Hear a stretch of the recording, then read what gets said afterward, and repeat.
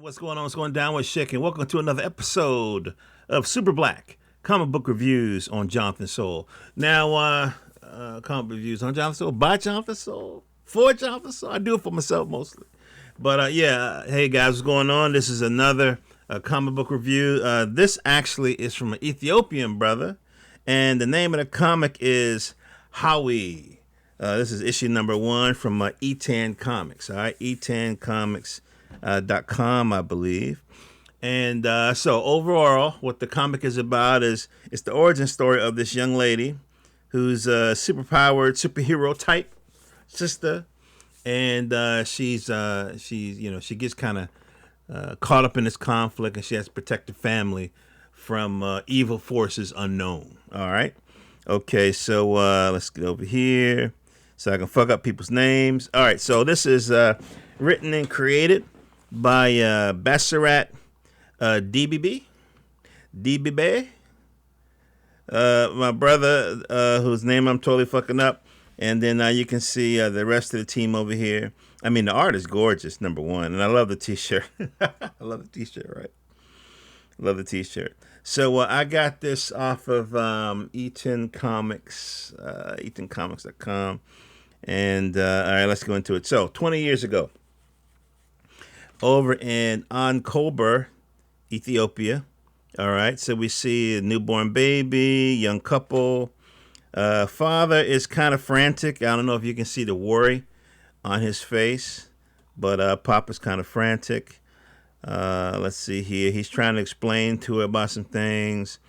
Don't worry about it, this, that, and third. Da, da, da, da. Now they're in a little Volkswagen Bug, and then we see this car behind them. Let's brighten this up a little bit. We see this car behind them, and so they're engaged deep in this conversation. He's talking about, hey, remember I told you about Judith Godet? And he was like, remember she wasn't like the rest of us, she had superpowers? And he was like, yeah, I remember. You talking about the 20th century queen? And so, but as they're talking, they don't see, the guns pointed at them. Right? They don't see the guns pointed at them. And then rat-a-tat-tat-tat-tat. We see that, of course, oh my God, you're shot. You know what I mean? The baby say, she's okay, don't move. So basically, it looks like it was assassination of the father. So I don't know who he ran afoul of or whatever, but it's not looking good. So immediately, we kind of have this, I don't know.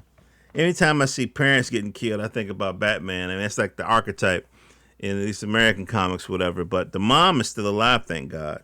The pop didn't make it, as we can see here. Okay, all right. So now the mom is doing like a lot of us, but in America doing, but in reverse.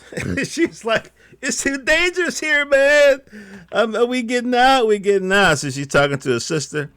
I can't live in the house anymore. I can't raise Imnet. Now, the main character, the little girl, her name is Imnet Legacy. Okay, I hope I'm pronouncing that right.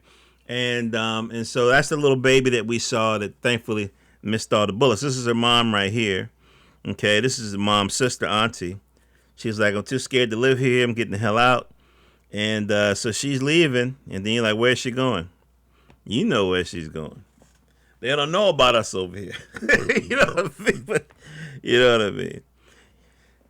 All right. So anyway, so we're getting over here. So this is like the beginnings of Hawi. All right, Hawi. Now let's see here. So now we're in Silver Spring, Maryland. I know a little something about Silver Spring. All right. So now that this is the little baby, she's all grown up and everything, and she's in college right now. Okay, she's in college. So and so they have a little talk. Obviously, because of the tragic incidents that happened to her in Ethiopia, she's overly protective of the little girl. You know what I mean? It's not like she got a brother around or anything. It's just her and her mom. And so she wants to go, travel. Mom was like, nah, I don't think so. This, that, and the third. And so, they have beef. So what my man is doing is kind of establishing the character. She's just a wholesome, well-protected little girl. She's in college. She's doing all the right things. right? That her family can afford for her to do. She's doing all the right things. And she has a friend, a little colleague or whatever. And both of them, are kind of, I guess, in similar situations. And so this is cool. So what I'm going to do is I'm going to jump ahead a little bit. I'm going to jump ahead. So there's some bullshit happening in other parts of this universe. Okay, elsewhere in Ethiopia. This is around the same time. Okay, so now we see this person, kind of walking to the edge of this little cliff in order to talk to this hidden voice there. Finally, I was starting to get bored with our visitors. Jagama, any news? And so it says they're back. Everything is going according to plan. So without me spoiling everything, I'll just say that the mom and sister end up coming back to Ethiopia briefly for a visit. I'm not going to tell you why. I'm not going to tell you all this. I will say that you can go to Ethan Comics. So let's take a break right here. I always like to go to. Oh yeah, it's kind of funny. The good thing about this comic is it drops little bits of Ethiopian culture. So the young lady mentioned this Injera. Injera is that how you say it? And I remember, back in the day, I used to work at this help desk, and we had a couple of Ethiopians there, and I think one of them could cook, kind of, sort of. And she would bring this bread. The bread was kind of off the chain. I didn't like the other shit.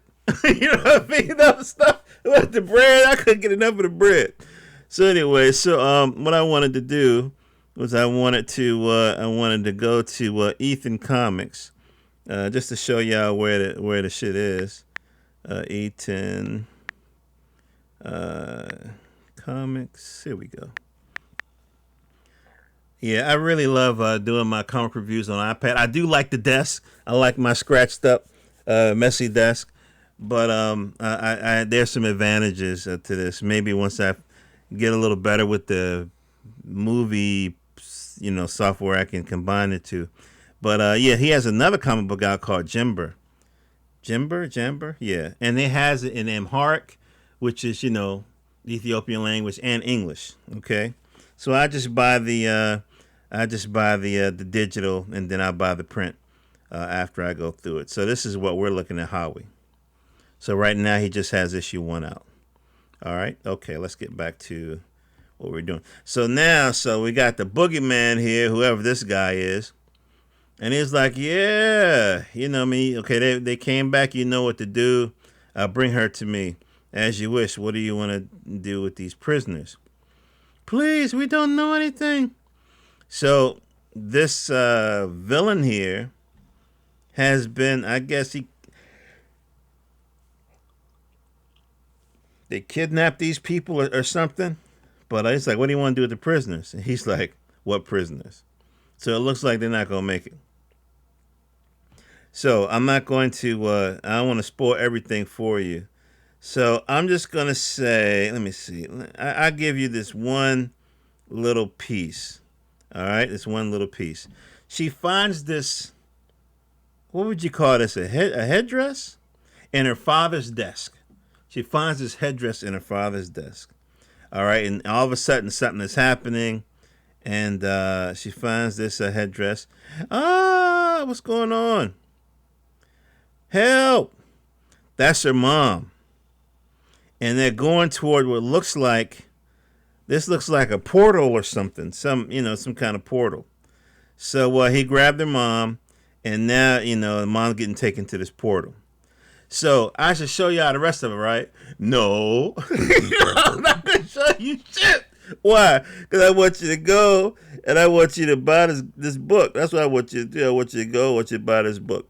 All right? I want you to buy. This is a short review. I want you to buy this book.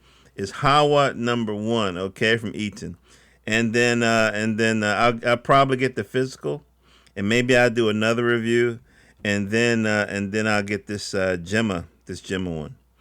So I'm showing you these websites because I don't want to make it like mysterious where I get the books. I want you guys to get the books. If any of y'all do podcasting, spread the word. I'm one of those guys that I grew up with comics, and I can't show them to you right now because I'm on I'm on the iPad thing. But I don't want them. I don't want white writers making white characters black. Because I think that's not genuine. You know what I mean? Whatever audience they appealing to is not black people, to me, in my opinion. If you're making this character black, I think you're appealing to other white people who think that's the way. What black people think. I've been in a lot of situations related to work where it's been white people making content for black people, and there's no black people in the room. This is real life shit. And they talk amongst themselves. It's the funniest shit ever. And I'm the spook that sat by the door kind of person. I'm in another department, but I'm like right next door. And it's, well, I think black people like this, so why don't we just give them this? It's just the funniest shit ever, yo. Because you wonder when you outside in the world why we keep getting slave movies and it's because white people are talking to white people about what they want to give black people.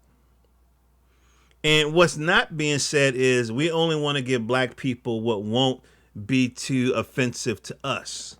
So we're going to give them, we're going to give them something that doesn't offend us. So that's really the subtext. But I've been in those situations, and it's fucking hilarious. It really is fucking hilarious. Sometimes it's very young people that's been in those situations. I remember, and this is sort of tangential, I guess. This is the old man John Vassell talking. It's like I used to work for, let's say, a sports magazine, and there was an athlete that was on the cover, and the athlete was in trouble legally. Now, the athlete was a fair-skinned person.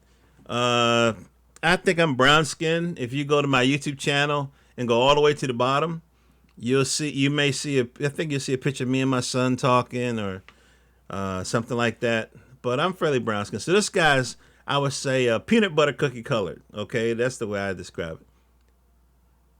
The editorial person, so I put the guy's face on the cover. Obviously, it was a mugshot. And so the editorial person comes over. I'm just about finished the cover. It's just a headshot, titles, it's a little side titles, and I'm done, right? Hey, Jonathan, could you change the photo a little bit? I said, what do you mean change it? It's a headshot. I mean, I knocked out the background. Everything's fine. Yeah, but could you make him a little darker? What do you mean? The contrast, everything is fine. It's a good photograph. No. Could you just make him darker? They wanted me to take this peanut butter brown athlete and make his skin dark. They wanted me to make him dark like Michael Jordan. Now, I was in my 20s at the time, and I started to understand white people, white culture. I was like, oh, this is the archetype. A dark-skinned, big black man is like the boogeyman for them. Oh, I get it. Kind of a thing. And so, and it's not something that they were necessary. It's not like nefarious. It wasn't like that. It was just that they wanted the character to have a certain, the cover of the magazine to have a certain kind of impact. And so that's what they thought. Now, if you give it to another culture, they might not have seen it that way. But since I'm dealing with white people, and Jews, sometimes Jewish, I guess they consider themselves white. They have certain archetypes that speak to them. That's why when Trump says law and order, that means keeping the system's foot on the black people's neck. That's really what law and order means. Law and order doesn't mean we're going to collect taxes or we're going to make sure that police who violate the law get prosecuted. That's not what law and order means. That's not what law and order means. So every culture has their own kind of iconography is a good way to put it. And code words and things like that. I'm drifting again. I can tell what time. 14 minutes. 14 minutes. Shit. Okay. Anyway, so long story short, family, is we need to support black people who create black content for black people. Period. John Vassell, johnvassell.com. Love you guys. Peace.